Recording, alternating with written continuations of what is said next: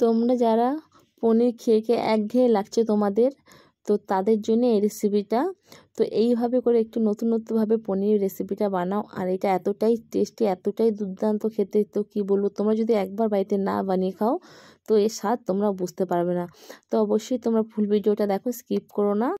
এইভাবে রেসিপিটা বাড়িতে বানাও আর আমাকে কমেন্ট করে জানাও তোমাদের কেমন লাগলো। আর তোমরা যদি আমার চ্যানেলে এখন নতুন হয়ে থাকো তাহলে তাড়াতাড়ি সাবস্ক্রাইব করে দাও, পাশে থাকা বেল আইকনটা প্রেস করে দাও। যখনই আমি নতুন নতুন ভিডিও ছাড়বো সবার ফার্স্ট তোমাদের কাছে পৌঁছে যাবে। তো এইভাবে করে রেসিপিটা বাড়িতে বানিয়ে খাও আর সবাইকে খাও, তো তোমার রান্নার প্রশংসায় পঞ্চমুখ সবাই করবেই করবে। আমি এতটুকু গ্যারান্টি দিয়ে বলবো। মানে ভিন্নভাবে এইভাবে রেসিপিটা যদি একবার বানিয়ে তোমরা খেয়ে দেখো, তো তোমরা বারবার করে এইভাবে পনিরটা বানাতে চাইবে আর এইভাবে বানিয়ে খাওয়াতেও চাইবে সবাইকে। তো দেখো চলো প্রথমে রেসিপিটা স্টার্ট করে নিচ্ছি। তো একটা মিক্সিং বোল নিয়েছি, যার মধ্যে দিয়ে দিচ্ছি 2 চামচের মতন চালমগজ, দিয়ে দিচ্ছি কিছু কাজু। এবার দিয়ে দেবো এর ভিতরে 5 থেকে 6 চামচের মতো পোস্ত, দিয়ে দিচ্ছি 3 থেকে 4 চামচের মতন সাদা তিল। এবার এগুলোকে আমি মিক্সিতে মিক্স করে নিচ্ছি। তো দেখো এটা খুব ভালো একটা পেস্ট করে নিয়েছি, কোনো কিছু যেন একদম মিহি পেস্ট একটা হয়েছে। তো আমার ঠিক এইভাবেই লাগবে পেস্টটা। তো এটাকে আমি করে সাইডে রেখে দিচ্ছি। এদিকে নিয়ে নিচ্ছি কিছু আদা আর কিছু কাঁচা লঙ্কা, এটাকে আমি পেস্ট করে নেব। যতক্ষণ আদাটা আর কাঁচা লঙ্কাটা আমি বেটে নিচ্ছি, এদিকে আমি পনিরগুলো কেটে নিচ্ছি। তো এইভাবে করে সব পনিরটাকে আমি কেটে নিয়েছি। ঠিক এইভাবে সাইজ করে আমি পনিরগুলো কেটে নিয়েছি। তো তোমরা তোমাদের মতো করে কাটতে পারো, একটু বড়ো করতে পারো, এর থেকে ছোটো করতে, তোমাদের ব্যাপার, তোমরা যেভাবে খুশি কাটতে পারো। তো কড়াই বসিয়ে দিয়েছি, কড়াইটা গরম হয়ে গেছে, দিয়ে দিচ্ছি কড়াইয়ের ভিতরে পরিমাণ মতো সাদা তেল। তো আজকে রান্নাটা আমি পুরোটাই সাদা তেলে করছি। তো তেলের মধ্যে দিয়ে দিচ্ছি অল্প পরিমাণে লবণ, লবণটা দিয়ে দিয়েছি। এবার তেলটা গরম হয়ে গেছে, এর ভিতরে দিয়ে দিচ্ছি পনিরগুলো এক এক করে দিয়ে দিচ্ছি। এইভাবে করে সব পনিরগুলো দিয়ে দিচ্ছি। পনিরটাকে এবার আমি খুব ভালো করে ভেজে নেব। তো দেখো এই পিঠটা ভাজা হয়ে গেছে, আর এক পিঠ ভেজে নিচ্ছি আমি। তো পনিরটা আমার প্রায় ভাজা হয়ে গেছে, এবার এটাকে আমি নাবিয়ে নিচ্ছি। পনিরটাকে আমি নাবিয়ে রাখছি একটু উষ্ণ গরম জলের ভিতরে। তো এইভাবে এক এক করে সব পনিরগুলো আমি জলের ভিতরে দিয়ে দিচ্ছি। তো পনিরটাকে সব নাবিয়ে নিয়েছি, পনিরটা আমার ভাজা হয়ে গেছে। ওই তেলের ভিতরে আমি আগে থাকতে ক্যাপসিকাম আর পেঁয়াজ কেটে রেখেছিলাম, পেঁয়াজটাকে এবার দিয়ে দিচ্ছি। পেঁয়াজটা দিয়ে আমি হালকা ফ্রাই করব। পেঁয়াজটাকে আমি হালকা ফ্রাই করে নিচ্ছি। এর ভিতরে দিয়ে দিচ্ছি অল্প পরিমাণে লবণ। লবণটা দিলে তাড়াতাড়ি পেঁয়াজটা নরম হয়ে যায়, এই কারণে অল্প পরিমাণে লবণ দিয়ে পেঁয়াজটাকে আমি এবার ভেজে নেব। হালকা গোল্ডেন ব্রাউন হয়ে গেছে, এবার এর ভিতরে দিয়ে দিচ্ছি আমি ক্যাপসিকাম দিয়েও আমি আরও 3 থেকে 4 মিনিটের মতন আমি এটাকে ভাজবো। তো ক্যাপসিকাম দিয়েছি, 3 থেকে 4 মিনিট হয়ে গেছে, তো ভাজা হয়ে গেছে। এটাকে আমি নামিয়ে দিচ্ছি। ওই তেলের ভিতরেই দিয়ে দিচ্ছি আদা আর কাঁচা লঙ্কা যে পেস্টটা করে রেখেছিলাম ওটা দিয়ে দিচ্ছি। এবার এটাকে একটু ভালো করে তেলের সাথে মশলাটাকে মিশিয়ে নিচ্ছি। তো মশলাটা মেশানো হয়ে গেছে, দিয়ে দিচ্ছি 2 চামচ জিরে গুঁড়ো, আর দিয়ে দিচ্ছি 1 চামচ ধনিয়া গুঁড়ো। এবার সব মশলাগুলোকে আমি খুব ভালো করে কষিয়ে নেব। তো এইভাবে করে সব মশলাটা খুব ভালো করে কষানো হয়ে গেছে। তো মশলাটা কষানো হয়ে গেছে, দেখো মশলাটা দিয়ে তেল ছেড়ে দিয়েছে। এবার আমি যে কাজু, চালমগজ, পোস্ত, তিল যেগুলো সব বেটে রেখেছিলাম ওটার ভিতরে দিয়ে দিচ্ছি।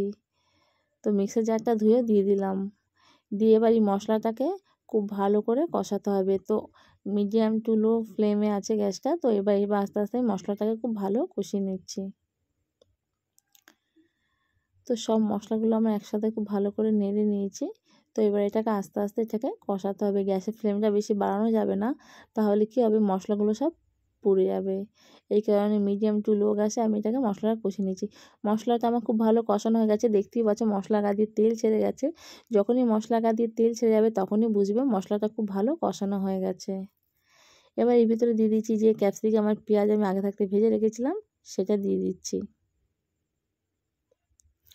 ক্যাপসিকাম আর পেঁয়াজ দিয়ে দিয়েছি। এবার সব মশলার সাথে এগুলোকে আমি মিশিয়ে নিচ্ছি। তো খুব ভালো করে মশলার সাথে ক্যাপসিকাম আর পেঁয়াজটাকে মিশিয়ে নিচ্ছি, দিয়ে 2 থেকে 3 মিনিটের মতো আরেকটু আমি রান্না করে নেব। 2 থেকে 3 মিনিট আমার রান্না হয়ে গেছে। এবার এর ভিতরে দিয়ে দিচ্ছি উষ্ণ উষ্ণ গরম জল। তো জলটা আমি আমার মতন দিচ্ছি, একটু যেহেতু একটু হালকা গ্রেভি হবে তাই জন্য পরিমাণ মতন জলটা দিয়ে দিলাম। জলটা দিয়ে মশলার সাথে খুব ভালো করে আমি এটাকে মিশিয়ে নিচ্ছি। এর ভিতরে দিয়ে দিচ্ছি এবার পরিমাণ মতো লবণ, পরিমাণ মতো লবণ দিয়ে দিচ্ছি। আর এবার এর ভিতরে দিয়ে দেবো স্বাদ অনুযায়ী চিনি। চিনিটা অপশনাল, তোমরা চাইলে দিতেও পারো নাও দিতে পারো, স্বাদে কোনো হেরফের হয় না। তো নিরামিষ একটু রান্না আমার মিষ্টি খেতে ভালো লাগে তাই জন্য আমি একটু মিষ্টি দিয়েছি। এটা তোমাদের কাছে অপশনাল, তোমরা চাইলে দিতেও পারো না দিতে পারো। এই পনিরটাকে আমি ভিজিয়ে রেখেছিলাম, পনিরটা আমি দিয়ে দিচ্ছি। পনিরটাকে দিয়ে আরও 2 থেকে 3 মিনিটের মতো আমি এটাকে রান্না করে নেব। সব মশলার সাথে পনিরটাকে খুব ভালো করে মেশানো হয়ে গেছে। যতক্ষণ না রান্নাটা ঝোলটা ফুটছে ততক্ষণ না এটাকে আমি রান্না করে নিচ্ছি। ঝোলটা ফুটে গেছে, দিয়ে দিলাম 2টো কাঁচা লঙ্কা। কাঁচা লঙ্কাটাকে দিয়ে একটুখানি নেড়ে দিলাম। এই রান্নাটা তোমাদেরকে বলবো একবার বাড়িতে করে খেও, আমাকে কমেন্ট করে জানিও তোমাদের কেমন লাগছে। এতটুকু বলবো একবার খেলে তোমরা বারবার এইভাবেই বানাতে চাইবে, এটা এতটাই দুর্দান্ত খেতে হয়। তো আমি এটা যাকে খাইছি সে আমার প্রশংসা করছে, বাধ্য হয়েছে, রান্নাটা এতটা ভালো লেগেছে তাদের। তো ঝোলটা হয়ে গ্রেভিটা আমি এতটাই রাখবো। এবার এটাকে আমি নামিয়ে দিচ্ছি। এদিকে একটা কড়াই বসিয়ে দিচ্ছি, কড়াইটা গরম হয়ে গেছে, দিয়ে দিচ্ছি অল্প পরিমাণে সাদা তেল। তো অল্প পরিমাণে সাদা তেল দিয়ে দিচ্ছি, তেলটাকে এবার আমি একটু খুব ভালো করে গরম করে নিচ্ছি। তেলটা গরম হয়ে গেছে, দিয়ে দিচ্ছি একটা শুকনো লঙ্কা।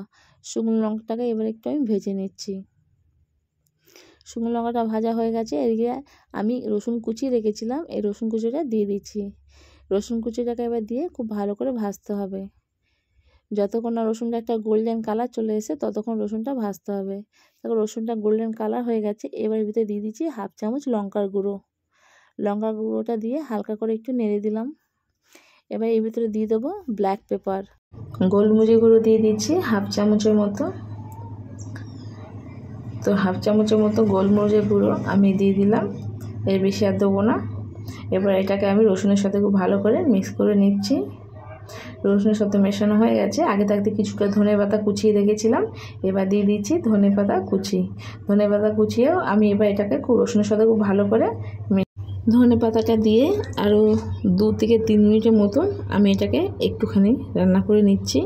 তাতে কী হবে, পুরো ধনেপাতার ফ্লেভারটা এই ভিতরে চলে আসবে। তো দেখো 2 থেকে 3 মিনিট আমি এটাকে রান্না করে নিয়েছি।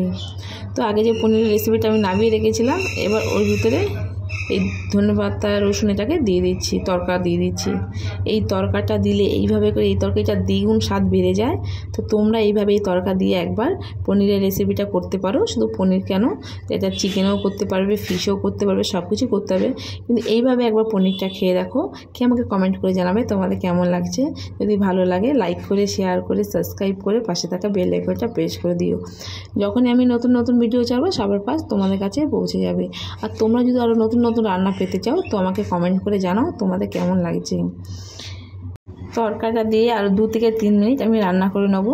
তো 2 থেকে 3 মিনিট হয়ে গেছে রান্না করা কমপ্লিট করে। তো এবার এটাকে আমি নামিয়ে নিয়েছি, কেমন লাগলো কমেন্ট করে জানাবে। তো বাই বন্ধুরা, আজকের মতন এই পর্যন্ত।